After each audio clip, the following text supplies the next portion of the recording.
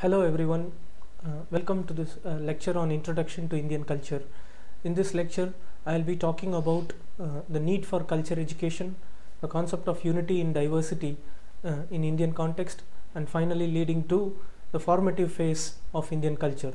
So this lecture is broadly divided into three segments. In the first section, I will be talking to you about the need for culture education, the necessity for culture education, and then we will move to the formative phase of Indian culture, and also the concept of unity in diversity.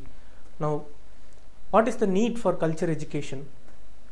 Now, as you know, the studies on Indian history and Indian civilization started during the late 18th century with the coming of the Britishers. The modern studies began with the late 18th century with the foundation of Asiatic Society in Bengal by Sir William Jones in 1784.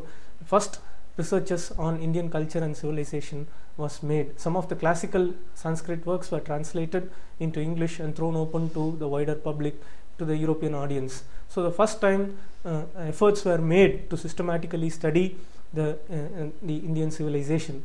But then there are certain problems in the colonial approach to the understanding of Indian culture and Indian civilization. The problem simply is that because there is a tendency to essentialize Indian culture with a certain key normative and prescriptive text. So this essential aspect of Indian culture, highlighted by the colonial administrators and the colonial scholars, especially the Orientalist based in the Asiatic Society in Calcutta, is extremely problematic because it suppresses the plurality, it suppresses the diversity, it bases itself on understanding that the Brahminical civilization constitute essentially the Indian culture. It did not focus adequately on the contributions of the regions, it did not focus adequately on the popular culture, but rather based itself on the understanding of certain key Sanskrit literature, signifying it to be the base for understanding Indian culture. The second problem is the constructivist approach. The first approach to the study of Indian culture and Indian civilization is the normative approach, which the Orientalist of the Asiatic Society started during the late 18th century when the classical Sanskrit works were translated and published in the European languages. The second approach to the understanding of Indian society and Indian civilization is the constructivist approach that continues even after post-independence period. The content of this approach is that everything is a construct of colonial administrators, construct of colonialism. If one talks about caste, then an argument being made that caste is a construction of colonialism. If one talks about a particular community or a particular religion in a larger context, and understanding that it is a construct of colonialism, a product of modern times. This is another kind of problem when dealing with the Indian culture. So one has to go beyond both the Orientalist approach or the normative approach of the Orientalist and the constructivist approach of some of the Western scholars to understand the complexity of Indian culture. But then why to study culture? We are dealing with a lecture, we are studying Introduction to Indian Culture, but why should we study culture? Culture has long been neglected by the scholars in the post-independence period. Much efforts were made to understand the social conditions, the political conditions of Indian society between and across time periods, but the cultural aspect has long been neglected. So only in the recent years some efforts are being made to study culture. But why to study culture? What is the necessity for us to study culture? Culture is an essential element of the history of people. No, we cannot avoid culture. It is an essential element of the history of people. It is irrespective of their socio-economic development. Culture is there as part of the history of people. It is the expression of people themselves. So we cannot avoid culture. It is the fruit. Culture is the fruit of people's history and a determinant of history, and hence there is a genuine need to study culture since it is the fruit of people's history and a determinant of history. Since culture is an evolving expression of the history of people, it has to be studied. Culture is not a closed closed a set that can be studied in a museum. It is evolved, and it is also an evolving concept. Culture is an evolved and evolving forms expressed by people themselves, and hence this evolved and evolving form of culture needs to be studied. Now, all societies have culture, not that only, but certain societies have culture, the other without culture. All societies have culture, irrespective of their levels of social and economic development. There is a general tendency to dismiss those societies that are at the lower levels of social and economic development as cultureless. But there is a genuine need to study their culture also. In other words, all societies have culture, irrespective of their levels of social and economic development. And most importantly, we need to understand the levels of culture. Culture is not a finished product out there in the museum to study. Culture, as I said, is an evolved and evolving concept that requires a systematic investigation. But there are also many levels of culture. Culture has many layers, especially in hierarchical and vertically ordered societies like India. In such societies, culture can never be homogeneous, but essentially plural in character.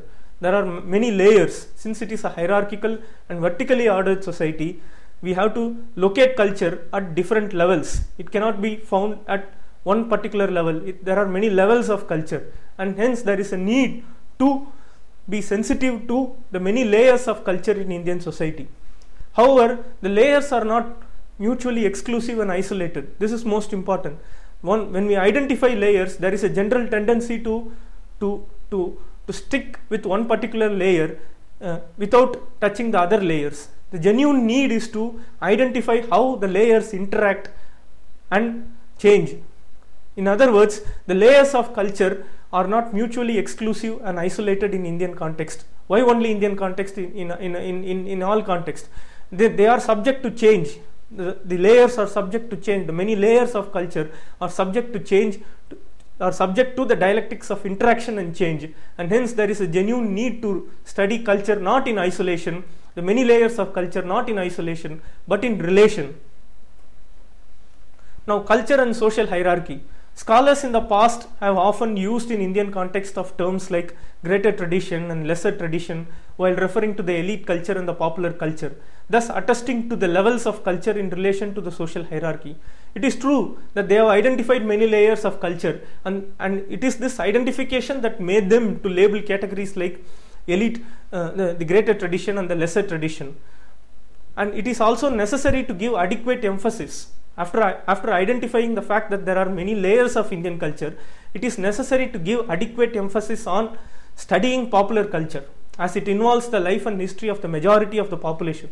The majority of the population themselves live expressions, and these expressions are manifested in the terrain of culture, and it is necessary that we focus adequately on popular culture, who constitute the majority of the population, not just base our understanding of Indian culture only on certain normative text or certain essential text or certain or dismiss those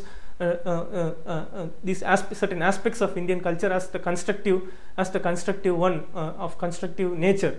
So there is a genuine need to both concentrate on the elite culture and also the greater need to study the popular culture in India. Now, culture and national liberation. There is a close relationship of culture with the national liberation. Now, I can give you an example of an important figure in the 1960s and 70s who highlighted the importance of culture in the African context. His name is Amilcar Cabral. Amilcar Cabral led African nationalist movement in a state called Guinea-Bissau against Portuguese colonial rule, and it was Amilcar Cabral who stated the importance of culture in the national liberation movement against foreign rule and foreign domination. Now, it is generally assumed that colonialism is a military and a political rule, but rarely do we acknowledge that colonialism is as much a cultural enterprise. And it was Amilcar Cabral who made this unique contribution of arguing that colonialism was as much an aspect of culture as the military and political rule.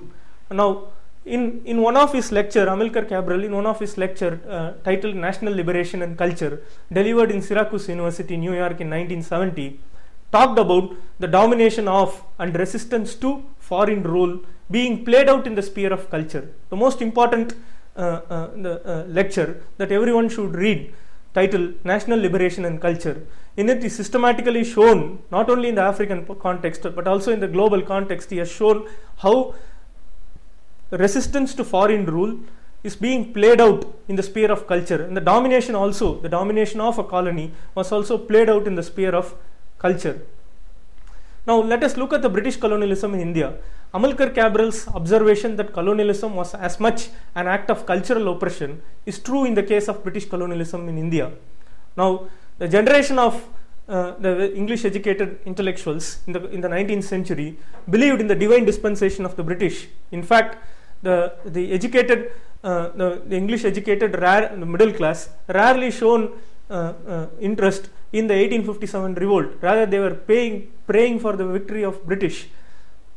So in other words, they were under the impression that India would be modernized by the British in the course of their rule, because the reason for this understanding during the mid 19th century by the Indian English educated intellectuals is that they were alienated from their own culture.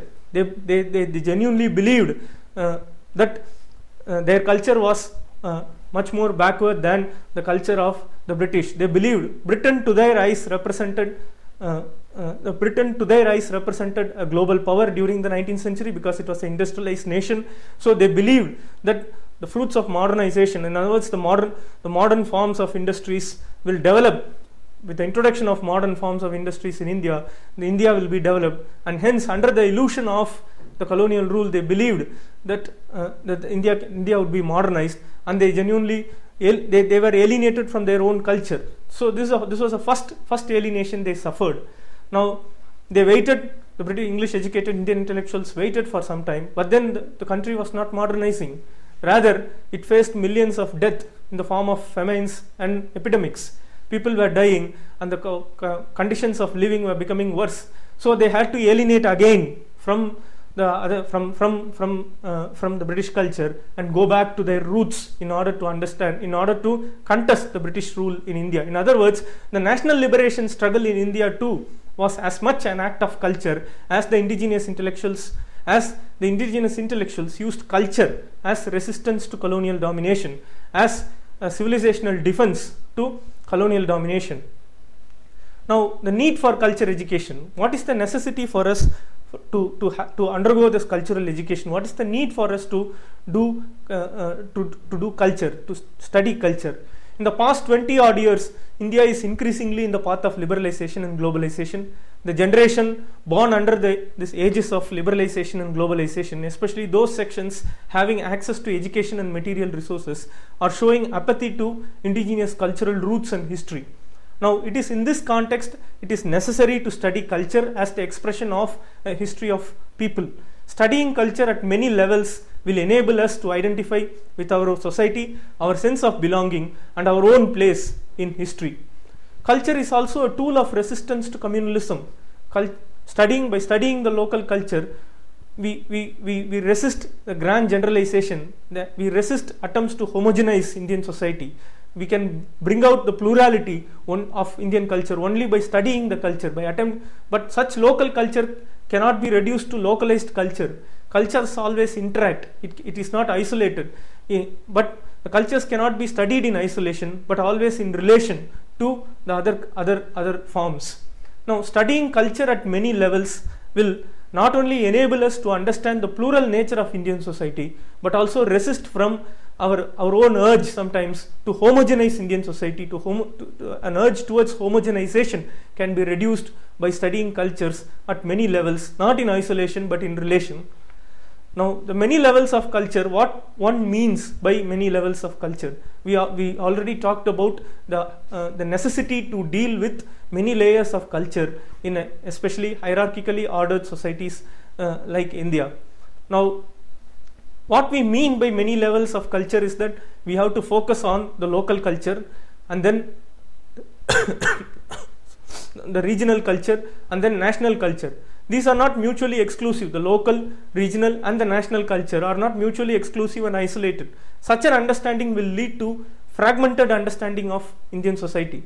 but then there is a genuine need to understand interaction at various levels, how locals interact with the regional, how the local interact with the national level, and how regional in turn have an impact on local level, how national will have an impact on the local and the regional level. In other words, interactions at many levels has to be documented in order to understand the dynamics of culture, Indian culture. Now, what if we don't study culture? We have seen the need, we have highlighted the need to study culture. Now, what if we don't study culture? What if we neglect culture? There are certain predicaments, there are dangers of negating culture. Now, if a study of culture is ignored, then there is a predicament of cultural alienation, right? There is always a sense of alienation, cultural alienation. You alienate from your own society, from your own identity, from your own sense of belonging by not studying culture.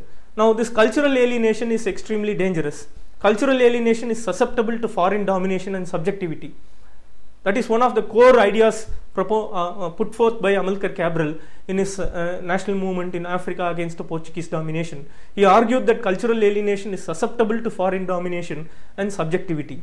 Now, cultural alienation also results in the increasing social divide between the alienated and the rest. Now, this increasing social divide between the alienated and the rest is a necessary requisite, necessary precondition for foreign domination and foreign rule. And hence there is a genuine need to study culture at various levels. There are certain, these are most important predicaments. These are the predicaments of negating culture. Now, one can go on speaking about the necessity for culture education, but then I would cite only two important readings which you can refer to on understanding culture. It is based on these readings that I have developed my lecture. That is one, Amilcar Cabral's lecture that I quoted at the beginning of my lecture, National Liberation and Culture. The title of Amilcar Cabral's lecture is National Liberation and Culture. It was Eduardo Mondlane Memorial Lecture delivered in Syracuse University, New York in 1970. The text is available in internet. If you type in Google National Liberation and Culture, you will get the article. And it is necessary that we go through the Amilcar Cabral's lecture, where he highlighted the role of culture, the necessity to study culture to counter the foreign domination and in national liberation struggle. And also, not that this has not been taken up by scholars in India. Scholars have looked up Amilcar Cabral's work. One important historian, the modern historian K.N. Panikkar, historian of modern India, has looked at Amilcar Cabral's contribution and applied it in the context of colonial India. His book Culture, Ideology and Hegemony, Intellectual and Social Consciousness in Colonial India, published in 1995, in fact has essays on colonial period, in which he has used the theoretical contributions of Amilcar Cabral to study the intellectual history in colonial India. Now that has been reworked and published recently by Oxford University Press, called Colonialism and Culture, again by Panikkar's. It's a Panikkar's work. Now, we have looked at the necessity or the need to study many levels of culture in India. We cannot close or give a finished form by attributing to Indian culture by attributing only to certain levels or to certain normative text. Such an understanding is a dangerous understanding. But then we need to locate many levels of culture and how culture interact at various levels.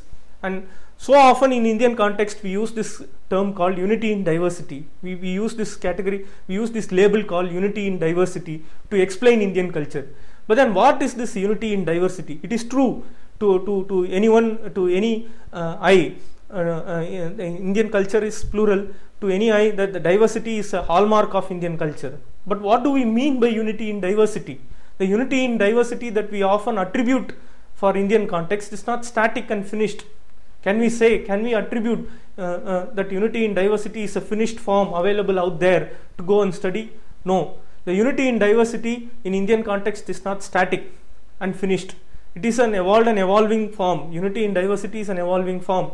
It is a dynamic process. In other words, the unity in a diversity that we talk about is a dynamic process.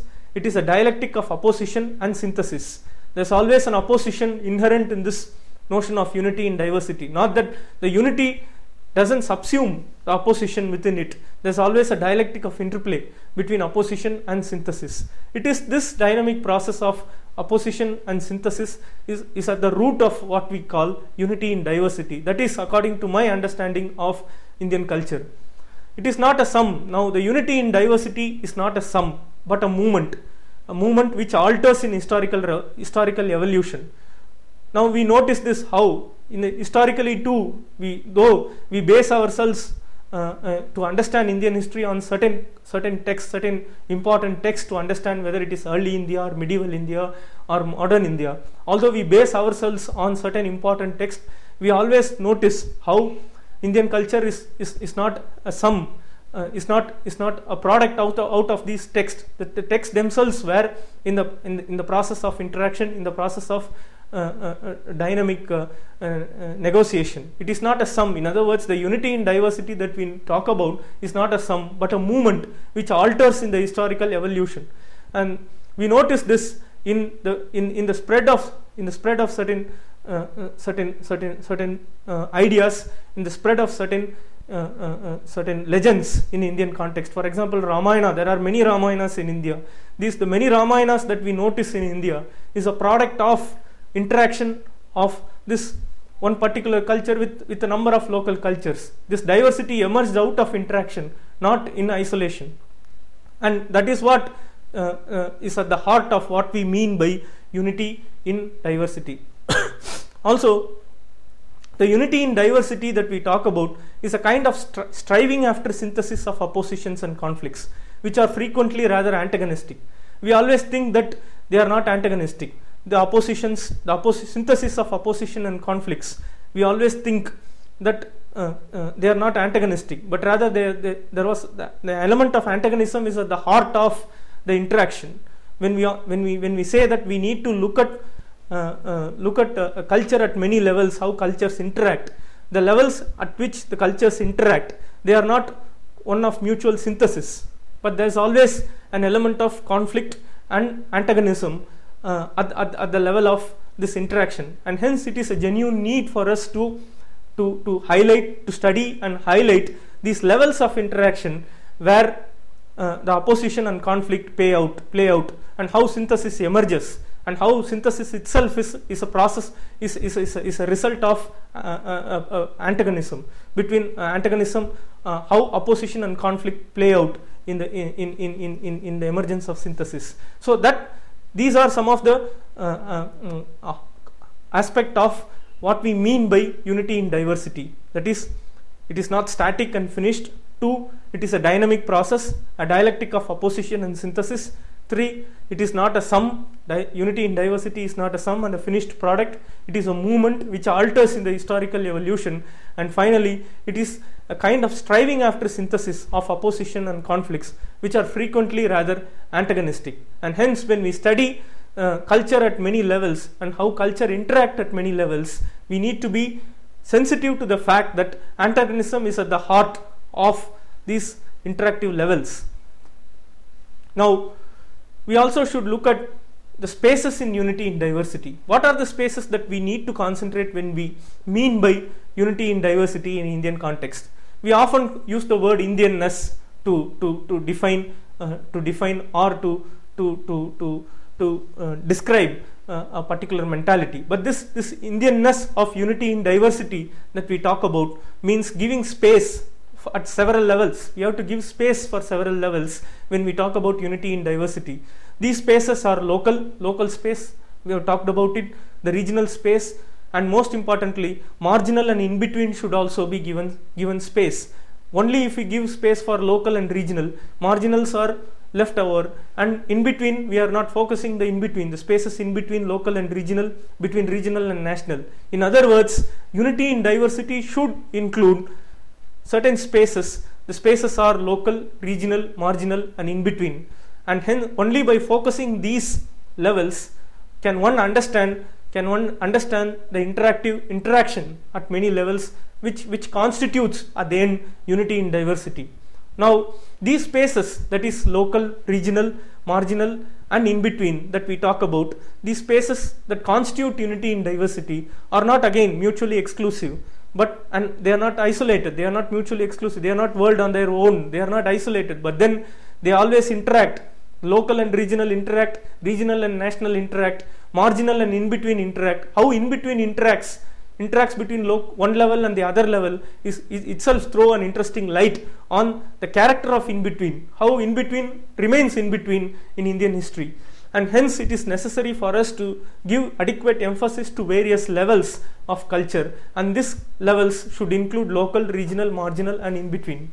Now they interact at many levels. As I said, the culture interacts at many levels, and recovering these interactions, it is necessary for us as scholars, as students to focus, not only study and highlight these levels of interaction but also it is necessary for us to recover these interactions. Recovering these interaction is one of the component of contributing to unity in diversity, in my opinion. If we are to contribute for unity in diversity, then one important aspect is not only understand and highlight the levels of interactions in Indian culture, but also to recover this interaction is one of the component of contributing to what I call unity in diversity. Now we have studied the need for culture education, and we have also looked at briefly what we mean by unity in diversity. Now with these two aspect in the background, it is necessary for us to get into the formative phase of Indian culture. Now when we talk about the formative phase of Indian culture, we inevitably had to focus on certain texts, because what we have as evidence are only those texts. But then we need to be sensitive that these are not finished texts. These texts were interacting with communities at various levels, and we need to study these texts not as a finished form, not as the finished product of a particular community, but rather in interaction to other communities at many levels. Now before we get into the formative phase of Indian culture, I feel it is necessary to quickly recapitulate once again the two important aspects that I highlighted. Though it forms the background to enter into the formative phase of Indian culture, let me quickly summarize the need for culture education and the unity in what we mean by unity in diversity for us to keep in mind. Now, as I said, culture is an essential element of a history of a people. We cannot avoid culture. It is the fruit of people's history and the determinant of a history. Since culture is an evolved and evolving expression of a history of a people, it has to be studied, and most importantly, an understanding that all societies have culture is extremely important, irrespective of their levels of social and economic development. And then, after acknowledging the fact that all societies have culture, irrespective of their social and economic development, we also should understand that culture has many layers, especially in hierarchical and vertically ordered societies like India. In such societies, culture can never be homogeneous, but essentially plural in character. Now, is it enough just to argue that Indian society is plural? But then we need to bring out the process of interaction. The layers of culture are not mutually exclusive and isolated. They are subject to the dialectics of interaction and change. And also we looked at how earlier scholars have often acknowledged this hierarchy and used terms like the greater tradition and lesser tradition when they refer to elite and popular culture. And we also said that it is necessary for us to pay adequate emphasis on the popular culture, since it involves the majority of the population. And to explain these issues, I have resorted to the lecture of African national a person called Amilcar Cabral, who led African nationalist movement against Portuguese colonial domination. I referred to his lecture, and it is necessary for us to read his lecture. And we also looked at how Amilcar Cabral's text is important to understand. His understanding is necessary for us to understand the nature of British colonialism in India, that it is a cultural enterprise as much as the political and the military enterprise. So it is not only the colonialism but also the response to colonialism, namely the nationalism was played out in the terrain of culture. And also we looked at the need to study culture, need for cultural education. Right? In the past 20 years, we have shown how a generation of youth is alienating increasingly from their roots, from their sense of belonging. Now, alienation is a pretext. Alienation is a necessary condition for foreign domination and exploitation. And also, we looked at what we mean by unity in diversity. Let me quickly highlight what we mean by unity in diversity. The unity in diversity that we often attribute for Indian context: one, it is not static and finished. It is a dynamic process, a dialectic of opposition and synthesis. It is not a finished product out there, but a movement which alters in historical evolution. And then it is a kind of striving after synthesis of oppositions and conflicts, which are frequently rather antagonistic. In other words, antagonism is at the heart of interaction at many levels of culture. Now, recovering these interactions is an essential way to contribute to what I call what we mean by unity in diversity. And also the space, the Indianness of unity in diversity means giving space for local, regional, marginal, and in between. These spaces that constitute unity in diversity are not mutually exclusive and isolated, but rather always interact. They interact at many levels, and recovering these interaction is one of the components of contributing to unity in diversity. Now, with this understanding in background, it is necessary for us to get into the formative phase of Indian culture. Now, as the formative culture can be stretched, it can be so vast, one can begin from the Stone Age, but then due to we have to focus from one particular point, and we need to look at the first urban civilization that emerged in India.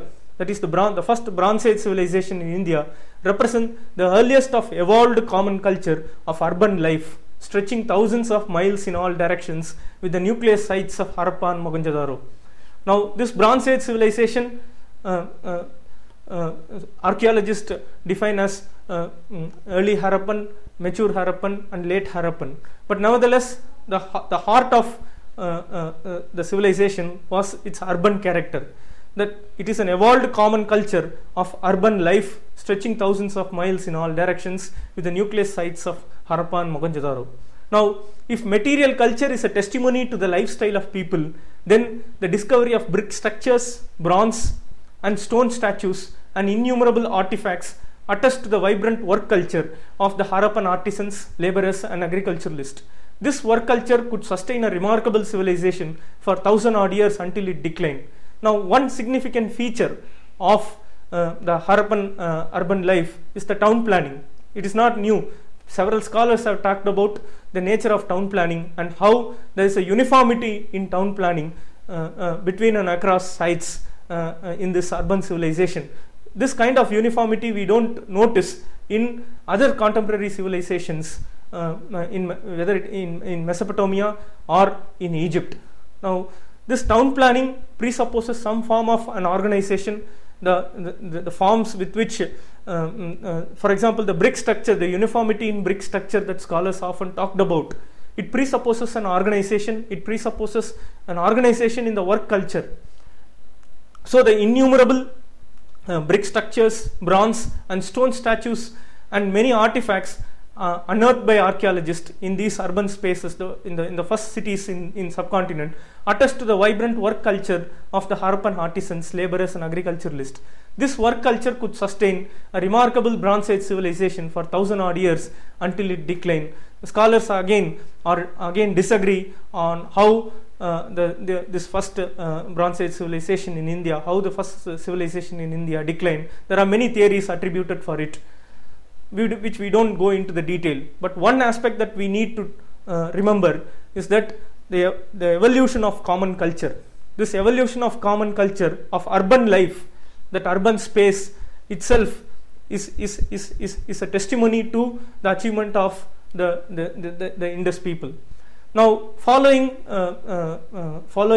the decline of the Harappan civilization, there is a long interlude, there is a long gap till the emergence of the second urbanization in the Gangetic Valley by mid-first millennium BC. Now, As far as source is concerned, the major source to study the culture of the formative phase of Indian subcontinent following the decline of Indus civilization is the Vedic text. Now, these texts seem to reflect the lifestyle of people, different from the work culture of the Indus population, different from the evolved common culture of urban life by the Harappans.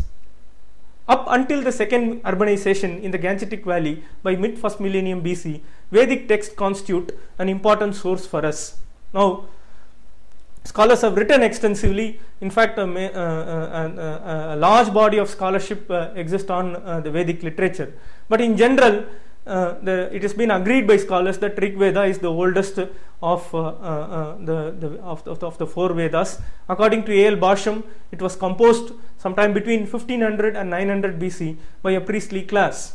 It is a collection, Rig Veda is a collection of 1028 hymns addressed to various gods and intended to be chanted at sacrifices. Now, again, Rig Veda is divided into 10 books. Books 2 to 7 constitute chronologically the earliest stratum, while books 8, 9, 1 and 10 the latest stratum. That is, these 8, 9, 1 and 10 book of Rig Veda are the latest, whereas book 2 to 7 forms the earliest stratum, sometime composed around 1500 BC. Now, the Rigvedic society was divided into chieftain class, priestly class and commoners, and the religion of the Rig Veda was oriented towards this world and the present life. Right? It does not concern with the other world, with moksha. It was concerned about the activities in this world. It was concerned with the activities of the present life. Through the hymns of the Rig Veda, the priestly class prayed to the gods for their welfare and their patrons. There was a conflict between good and evil, gods and demons. Gods followed Rida, the cosmic order, and it was Varuna who maintained this Rida or the cosmic order. Now, this Rida was the cosmic order was later developed and evolved and developed into what is much more common called dharma in Hindu tradition. Now, the conflict between good and evil that we notice in the hymns of Rig Veda is one of the component of Hinduism and the belief of the masses to this day in Indian subcontinent. The geography of the Rig Veda was confined to the land of 7 rivers, mainly Punjab. Now, this we are focusing exclusively on a particular geographical location, but then they were always interacting. They were always interacting with the communities in and around. Now, from Rig Veda, we have to move to the later Vedic text, the Yajurveda, the Samaveda, Yajurveda, and the Atharva Veda. The religion also changes. It becomes a sacrificial religion. The idea of sacrifice, the creation of world, and the formation of 4 classes, that is Varna, emerges in the 10th book of the Rig Veda in a hymn called Purusha Sukta. Now, they were greatly concerned with the origins of the world, how world emerged. Now, there were various theories were put forward, but Purusha Sukta, underlying Purusha Sukta is the idea of sacrifice. Now, I will read out this translation of Purusha Sukta into English, reproduced in A.L. Basham's book. Look at listen to these verses. When they divided the man, into how many parts did they divide him? What was his mouth? What was his arms? What were his thighs and his feet? The Brahman was his mouth. Of his arms was made the warrior. His thighs became the Vaishya. Of his feet the Sudra was born. The moon arose from his mind. From his eyes was born the sun. From his mouth Indra and Agni. From his breath the wind was born. From his navel came the air. From his head there came the sky. From his feet the earth. The 4 quarters from his ear. Thus they fashioned the world. With sacrifice the gods sacrificed to sacrifice. These were the first of the sacred laws. These mighty beings reached the sky, where the eternal spirits, the gods. In other words, a new urge to understand the creation of cosmos, the emergence of to understand the society manifested itself in this verse of Purusha Sukta. It is for the first time here the concept of Varna emerges. which gets strengthened, strengthened in the course of time, which gets sanctioned by the religion. The religion of the later Vedic period was sacrificial religion that involved the performance of elaborate rituals and sacrifice. Brahmanas were composed for the first time. Brahmanas as the text, not as a social class. Brahmanas were composed and appended to the Vedas. Brahmanas are the appendix to the Vedas. They were meant to explain, Brahmanas were meant to explain the mysteries and symbolism of sacrificial religion. The geography of later Vedic period was quite extensive, was bit wider when compared to the geography of the Rig Veda. The geography of later Vedic period is between Yamuna and Ganga. What are the features of later Vedic religion? Now there are many features. As I said, sacrifice is at the heart of the later Vedic religion. But then we have to also understand how certain features continue in Indian history, how certain features remain durable and continue to survive and in the subsequent times. So three important sacrifices of the later Vedic religion formed and one of the important element of Indian political life, especially in early India.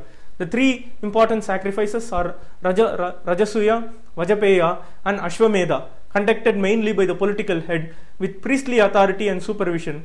And these three major sacrifices, it left a mark in subsequent period of Indian history. In other words, several dynasties and kingdoms that emerged in the Indian subcontinent during the ancient period and also during the early medieval period laid claim to the performance of these sacrifices.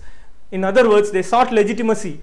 The kingdoms, the ancient Indian kingdoms and dynasties of ancient India and early medieval India, they sought legitimacy between and across regions in the Indian subcontinent of performing these sacrifices as one of the basis for their own kingship. These sacrifices, though meant for the welfare of the society, it involved the destruction of livestock. In other words, it involved the destruction of cattle.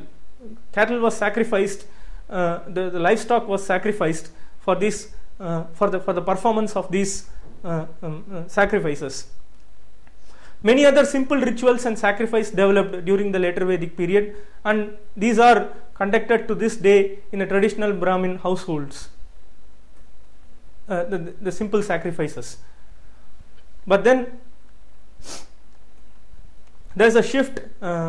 We have to look at the emergence of the doctrine of the transmigration of soul, which is the belief that is so widespread in Indian society. What is the origin of this idea of the transmigration of soul?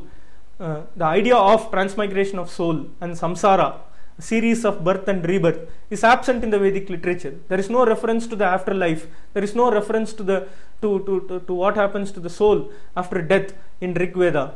There is no reference to it in the later Vedic text. Some speculative philosophies were emerging, speculative questions were raised about the nature of soul after death. The idea of transmigration of soul and the concept of samsara, the series of birth and rebirth, is absent in the Vedic literature. So the philosophy of transmigration of soul is first found in the Upanishads. For the first time we find this in Upanishads. Now scholars have a different opinion on the date of the Upanishads. Sometime between 600 BC down to 300 BC, the 13 major Upanishads that we often attribute seems to have been composed. This according to the view of A.L. Basham. The philosophy of the transmigration of soul is first found in the Upanishads. The Brihadaranyaka Upanishad, in fact the earliest and longest of the Upanishads, refers to this philosophy of the transmigration of soul. The growth of asceticism may have also contributed to the doctrine of transmigration of soul. Now, the ascetic practices are not new at the end of the later Vedic phase. In fact, the ascetic culture, the existence of asceticism and mysticism seems to have references in the Rig Veda itself. The ascetics and munis seems to have lived at the borders of the Rig Vedic society, and they were feared upon. There are many references to them in the Rig Veda, but then they were not yet part of the mainstream, they were not yet part of the Rigvedic, the Vedic culture. So the growth of asceticism may have also contributed to the doctrine of transmigration of soul according to Basham. Now, whether this belief had wider, was it widely prevalent, the belief in the transmigration of soul, was it widely prevalent that the Rigvedic, the Vedic people took up, or was it being taken up from the indigenous communities?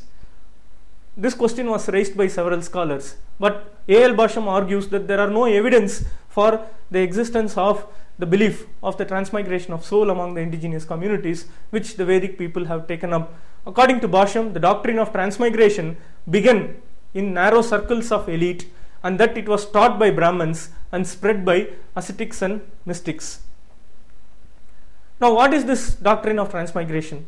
A belief that soul continue to take different forms after death, and that there are many birth and death, which we often attribute as samsara, which is a part of Hindu life. It is based on this theory of action, that is karma.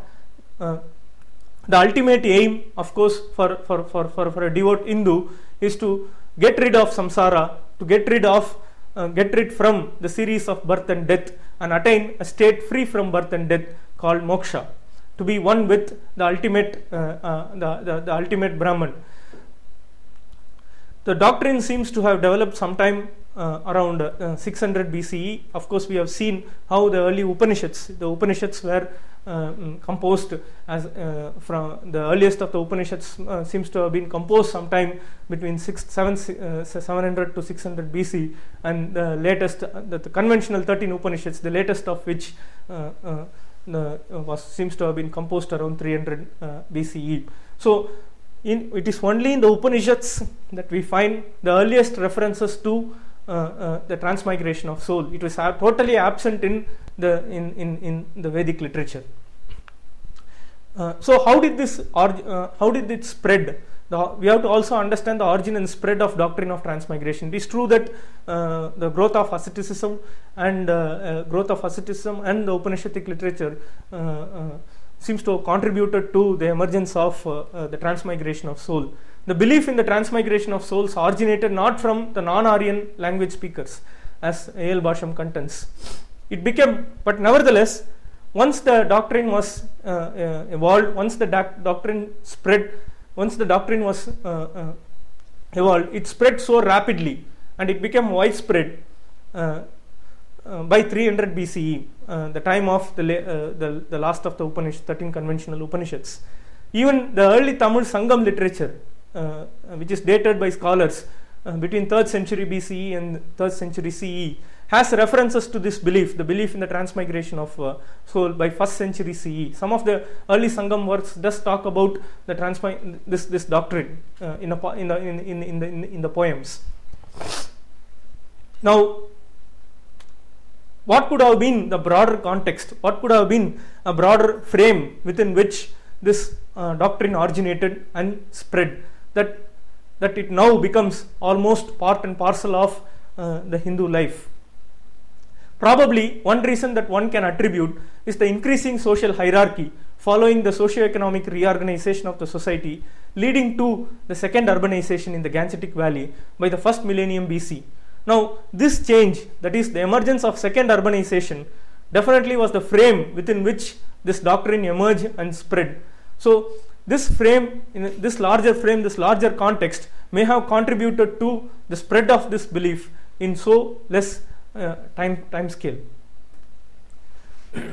We also should look at the emergence of the Shramanic religions. For example, the two great religions in ancient India was Brahmana and the Shramana, Brahmanism and classical Brahmanism and the Shramanism. The Vedic text or Shruti, that is revealed knowledge, they are revealed knowledge. The legal text, the Hindu legal text were called Smriti. That is, Smriti is constantly being worked and reworked in order to understand Shruti. But Shruti is an authority. No one can, in general, those who question the authority of Shruti, or termed as Pashandas or the Sramanas. Now, the various religious thought started questioning the authority of Shruti by the mid first millennium BC. As we said, there was a larger change that was taking place in the Gangetic Valley, the emergence of the second urbanism, and also society was becoming hierarchical, and this hierarchical nature of society is reflected in the 10th mandala of the 10th book of the Rig Veda, in one of the verses called Purusha Sukta, where for the first time a clearly marked hierarchy in society, in the 4 varnas are being mentioned. So the increasing hierarchy may have been a factor for the emergence of disillusionment and discontent with the system. As I said, the later Vedic religion was essentially a sacrificial religion that involved the destruction of livestock, and this destruction of livestock resulted in discontent among the primary producers. The various religious thought that questioned the authority of Shruti can be classified as the Shramanic religions. Now, it originated around 6th century BCE in opposition to Vedic Brahmanism, in opposition to the sacrificial religion, in opposition to the destruction of the livestock. The most popular, of course, there were many religious belief systems that questioned the authority of Shruti, but then the most popular of all is Buddhism and Jainism, as we know. They were basically in content, they were anti-ritualistic in origin. They contested the legitimacy of the sacrificial religion of Vedas that involved the destruction of livestock. What are the features of the Shramanic religion? Ahimsa, the greatest contribution of the Shramanic thought to the Indian culture and civilization is the concept of ahimsa or non-violence. This was taken up by none other than Mahatma Gandhi in his freedom struggle. Most often people tend to attribute this concept to the Hindu tradition, but in fact it was the Shramanic tradition that contributed the idea of ahimsa or non-violence. It was in the Shramanic religions that questioned the authority of Shruti that ahimsa or non-violence was emphasized for the first time, and it remains a greatest contribution to the Indian culture and civilization. Now, the other important feature of the Shramanic religion is that it accepted the doctrine of transmigration of soul, except few sects like few religious sects, few sects like the materialist. The materialist totally denied the continuation of soul that after death. They believed that with the death of a person, the soul also dies. But then, except the materialist and few other sects, the majority of the Shramanic, the other Shramanic religions, it accepted the doctrine of the transmigration of soul. Though Buddhism did not accept the concept of soul, it accepted the idea of rebirth. Now, other important contribution of the Shramanic, other important feature of the Shramanic religion is that it voiced the concerns of the primary producers, especially against the destruction of livestock. I've referred to it. The later Vedic religion involved sacrifice, and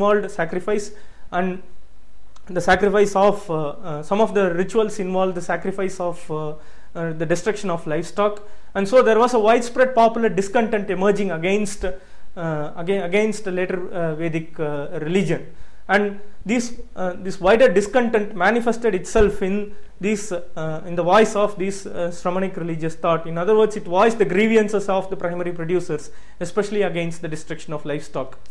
And the other important aspect, which has been commented upon by number of senior Indian historians, is that the Shramanic religions were concentrated in the urban centers. An important feature of the mid-first millennium BC, so the socio-economic change took place in the Gangetic Valley, leading to the reorganization of society. The second urbanism emerged in the Gangetic Valley, and the Shramanic thought, Shramanic religions, Buddhism and Jainism, seems to have concentrated in the urban centers, which led scholars to argue that this Shramanic religion concentrated in the urban centers of the Gangetic Valley were supported by the merchant class. To an extent it is true. For example, in Jainism, if we take in Tamil Nadu, the Jain cave beds were donated by the merchants in several of the important locations like Madurai, trade centers like Madurai. So there is no doubting of the fact that the merchant class formed the backbone or the base, social base of the Shramanic religion in ancient India. So this in broad or the formative phase of the Indian culture. To quickly sum up once again, we have to contend with certain important certain text when we deal with Indian culture, with the formative phase of Indian culture, and these texts, as I said, cannot be looked at in isolation. These texts cannot be studied in isolation. These texts should be studied as interacting with the communities, interacting with many layers. So when we talked about the formative phase of Indian culture, the first formative, the important formative phase was the first urban culture, the Bronze Age civilization in India. It represents the earliest of evolved common culture of urban life, stretching thousands of miles in all directions with nucleus sites of Harappa and Mohenjo-daro. I also highlighted the importance of the town, studying the town planning of Indus civilization. There is a remarkable uniformity as far as town planning is concerned between and across sites in Indian subcontinent, which in the Bronze Age civilization, which is not noticed, which is not observed in other contemporary civilizations of Bronze Age contemporary civilizations of Mesopotamia and Egypt. Then, if material culture, I have also highlighted how if material culture is a testimony to the lifestyle of people, then the discovery of brick structures, bronze and stone statues, and innumerable artifacts, it attests to certain vibrant work culture of the Harappan artisans, laborers and agriculturalists. This work culture could sustain a remarkable civilization for 1,000 odd years until it finally declined. Now, Harappan civilization, it enveloped a very long, very wider geographical location. It stretched in terms of size. It is the largest Bronze Age civilization in the world. It was not confined to only certain river valleys. It stretched far in all directions. The site seems to have stretched, and the impact seems to have been there in the development of this civilization. So it must have enclosed or enveloped different linguistic regions. Now, despite this diversity, an evolved form of common urban life was evolved, which points to certain common culture. This common culture should be underlined and acknowledged when we deal with the first formative phase of Indian culture. Then it declines by 1700 BC, sometime around 1700 and 1750 BC. It declines. This first Bronze Age civilization in the Indus Valley declines. The reasons, as I said, scholars disagree. There are various theories put forward, ranging from external invasion to the climatic changes and the environmental collapse and the drying up of river valleys and so on and so forth. But then by 1700, clearly this first Bronze Age civilization declined, and there is a long interlude for almost around 1,000 years until the second urbanization emerges in a different geographical locations in the Gangetic Valley by mid-first millennium BC. Now, to understand this long interlude, the period for 1,000 odd years, we need to contend with the Vedic text, which constitute a core source to understand the nature of Indian subcontinent during this phase, especially in the geographical locations of the northwest and the Gangetic Valley. These texts seem to reflect the lifestyle of people, as I said, different from the work culture of the Indus population. Up until the second urbanization in the Gangetic Valley by mid-first millennium BC, Vedic texts constituted the important source. Now, I also talked about the distinction, the necessary for us to make a distinction between the early Vedic text and the later Vedic text. This is especially so because according to scholars, Rig Veda is the oldest of the Vedas. Bhashyam contends that it was composed sometime between 1500 and 900 BC by a priestly class, a collection of 1028 hymns addressed to various gods and intended to be chanted at sacrifices. as we know, it is divided into 10 books, and within Rig Veda cannot be treated as one finished form in one particular year. It was composed in a different periods between 1500 BC and 900 BC. Book 2 to 7, according to scholars, constitute the earliest of the stratums, composed sometime around 1500 BC, and then book 8, 9, 1 and 10 represent the latest stratum of the Rigvedic text. The society, as I pointed out, was divided into the chieftain class, priestly class, and the commoners. The orientation of the Rig Veda was towards this world, the achievements in this world, and the present life. The references to activities in the other world is totally absent. Through the hymns of the Rig Veda, as I said, the priestly class prayed to the gods for their welfare and their patrons. There was a conflict between God, good and evil, gods and demons, and this conflict that is first manifest in the Rigvedic text seems to have been an essential feature of the belief of masses in India even to this day. The geography of the Rig Veda was confined to the land of 7 rivers, mainly Punjab, but then the nature of religion changes when we come to the later Vedic text, the Sama Veda, Yajur Veda and the Atharvana Veda. It was the core component, the core of the later Vedic religion was the sacrificial religion. The idea of sacrifice, creation of world, and the formation of 4 social classes emerges for the first time in the 10th book of the Rig Veda, called the Purusha Sukta. And I have also read out a translation, how a new thought emerges in relation to understand the formation of the evolving of the formation of cosmos, of universe, and those various social classes. From the later Vedic religion, we moved to understand the doctrine, the origin and spread of the doctrine of transmigration of soul, and we have studied how Upanishads, the first reference to the doctrine of the transmigration of soul is found in the Brihadaranyaka Upanishad, the earliest of the dated Upanishads, and how even the mystics and ascetics seems to have contributed to the spread of this doctrine. From studying the transmigration of the doctrine of the transmigration of soul, we moved to the overall changes that took place in the Gangetic Valley by mid-1st millennium BC, and how this change seems to have contributed to the spread of the doctrine of transmigration of soul. And it did not stop with that. There was a response, there was a reaction to this change, and also to the content of the later Vedic religion that involved the destruction of livestock. And this contestation emerges in the Shramanic religion, in the emergence of various sects that question the authority of Shruti. And we also looked at the contributions of the Shramanic religion to Indian culture and civilization. Now, let me quickly cite few readings that are necessary to understand the formative phase of Indian culture. I have 3 key readings for you. A.L. Basham's The Origins and Development of Classical Hinduism, edited and annotated by Kenneth Zisk, published by Oxford University Press in 1989, is one of the important texts to understand the formative phase of Indian religion, of Indian religious thought.